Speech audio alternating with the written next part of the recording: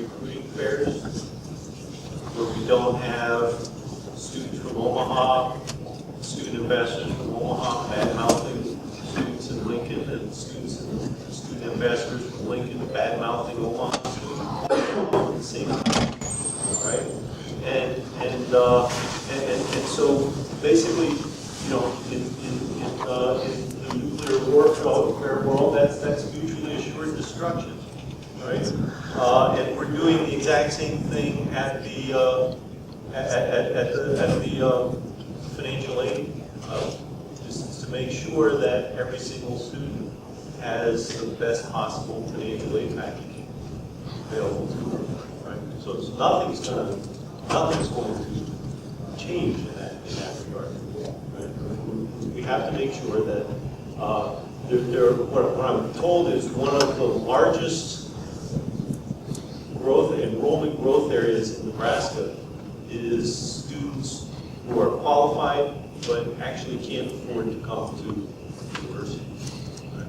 And the financial aid offices are working on trying to figure out how to make sure that financial aid is there so that they can come. We're in a global competition for talent. We can't stop competing. The way universities compete is to make ever more attractive offers to talent. That won't change. I'm a PhD student, and I took a class that was in Lincoln only, and did an intercampus enrollment for here at UNO in civil engineering. When I took that class, I wasn't able to access any of the Lincoln labs because they blacked out my UNL ID. We weren't able to use the UNL library. When was that? Last semester. And then I took a class at UNC, and I couldn't pay my bills in one place. I could pay 3 different checks. And I understood that the rates were even different in how you are assessed. You could use a credit card at UNO and UNMC, but you couldn't at UNL. So there's still a lot of these little administrative things that are inhibiting us from functioning as one. Let me address that one, and then whoever wants to address. You're absolutely right. We have barriers in place because while we are in the University of Nebraska system, we have 4 campuses which have different processes and procedures, particularly on issues like credit card issues or those kind of issues, or access. We all use Blackboard, but we all have individual licenses that tie to Blackboard. So we have some challenges with respect to how we handle students who are moving between the Lincoln campus, the Omaha campus, and in some cases the Kearney campus, or even the medical center campus. So we have to work on it. And I think that one of the things that can be most beneficial to myself, to Ellen, is to identify where those barriers are, identify where those challenges are, and then let's knock them off, one at a time. We've got 2 or 3 on our plate now that we're trying to address for exactly this reason. There are good reasons why the systems are different on the campuses, but where we have students who are freely moving between and among the campuses, we have to work on some of those issues. So I can tell you I taught courses that had medical center students in it, Lincoln students in it, Omaha students in it, and they were all on different tuition rates. They were all challenged with, access to certain technology or libraries, or those are issues. We've solved some of those, but not all. So I guess I would say we stand ready to try and work on those issues and try to. I was the graduate dean before I did this job, and I thought we had solved those problems. So I'm going to engage the graduate office on both campuses tomorrow. And, I'm surprised that those. The library is fixed, but the other ones aren't. The library is fixed, but the billing issues is what you're still. I didn't try this semester because I'm only taking 1 class, but no one ever came back to me and said, yeah, we reckon, people help me say there's a problem, but they said The library thing got fixed, the Blackboard thing get fixed as well? Not, because I'm not on intercampus this semester, so I don't know. What I want to add to that is thank you, because I have meetings with Alan where I see something up and I say, you can't have this in the agreement. So, you know, we're aware that, you know, all of this has to be, all this ultimately has to be transparent to all. Right? Clearly right now it is. If you just add one thing, the time to solve these problems is now. We have more multi-campus programs. We just had a biomedical informatics program that's between us and the school. Our PhD IT cut across the UNL. So currently I'm teaching a class in which university student attends. So I feel like we already made some progress on a number of issues. Clearly there are some few things that we need to tweak, the tuition rate and the grading program. But I think these issues are currently being discussed, and frankly, we cannot afford to have multi-campus programs without addressing them. And maybe soon, maybe before the spring, we will have some really good solutions to some of these issues, because you just can't, we basically can't afford to have that. The programs that we have right now are built with the understanding that students are multi-campus. They can move around seamlessly and can benefit from the wide variety of offerings. There's a flag and then they went with the Seattle. I saw in the press release that you're expected to add 100,000 square feet, I forgot the right number, of classroom space or building space. Has that been worked out? Or is it going to be an extension to this building, an additional building, or a restructuring? Or? The answer is it hasn't been worked out. I mean, we have each campus has a campus master planning process that helps you figure these things out. There are some empty footprints. I mean, you all are construction engineers, but I noticed some empty footprints nearby. But what I'm very optimistic about, and public higher education isn't often that I'm optimistic about these things. I'm optimistic that as we grow through public and private funding, the physical facility of PKI will grow. I'm very optimistic about it. See, I was just going to say you dreamt it, but obviously now I can't say. I agree totally with Ellen. The building has only so much capacity. I think Mike McGinnis led the effort, the $7.5 million effort to renovate this. I was there earlier. I love to see all the students using the new spots all over the building to congregate and to use the technology in those spaces.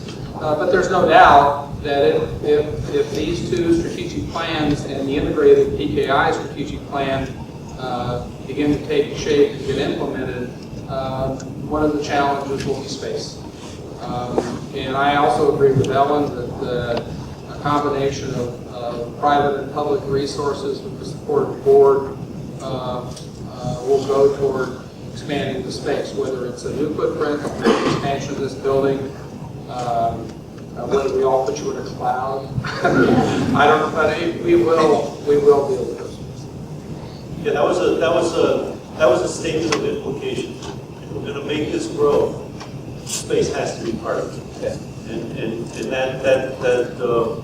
the space estimate is roughly, you just extrapolate out. Right? So there's nothing hard, but that's something and it's something that we're all going to be working on very intensely now, basically since this place has been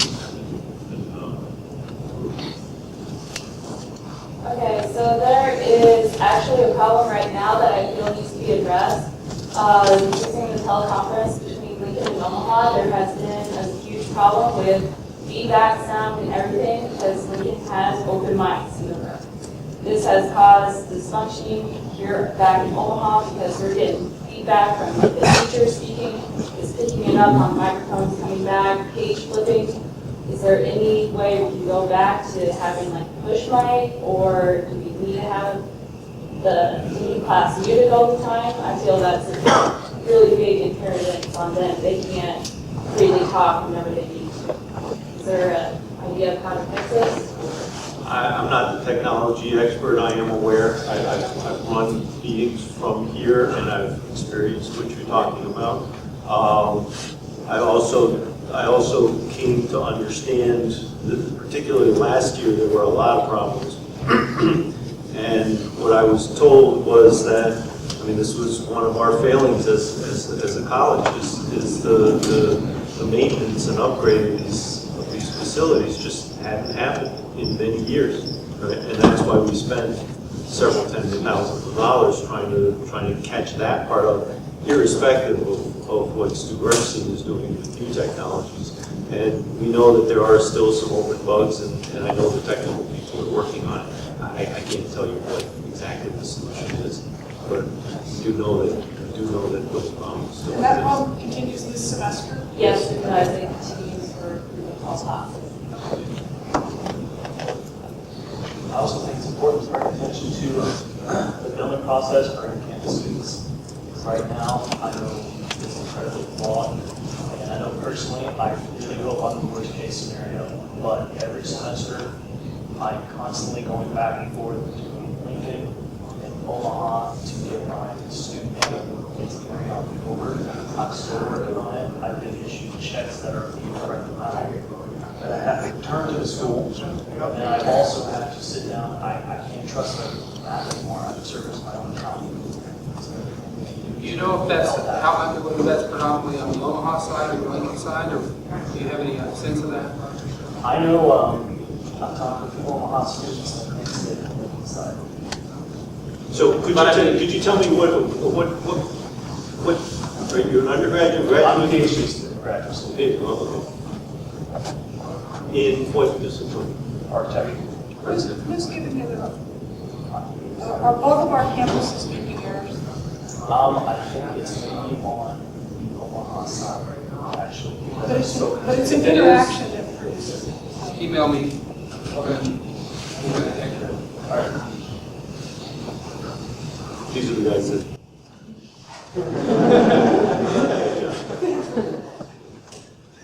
I never answered your question. Why electrical engineering? Electrical engineering is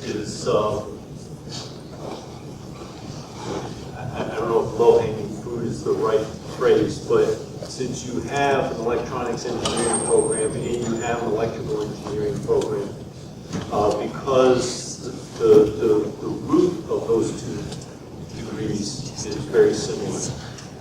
Where they part company is when you get up into the upper level elective.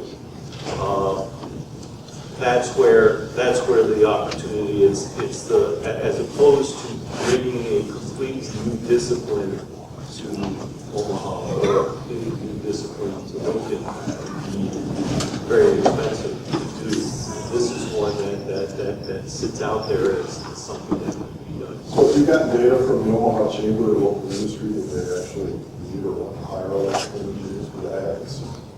I mean, it's there, right? But I haven't seen it.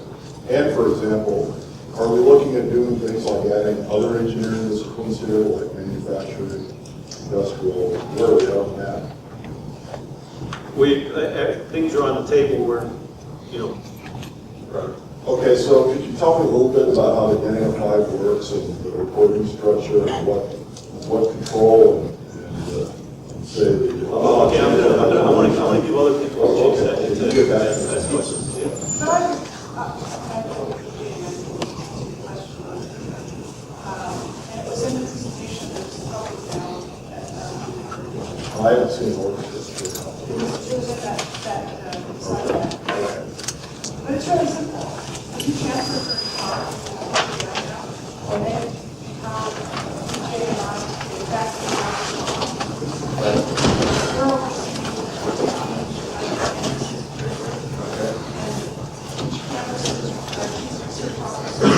is an advisory.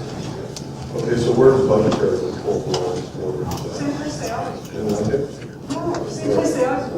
DJ has budgetary control over his people and curriculum, and I have it over mine. How about program control? Same place, nothing's changed. Nothing's changed. No. Where can I see this? Give us either one of us. We're I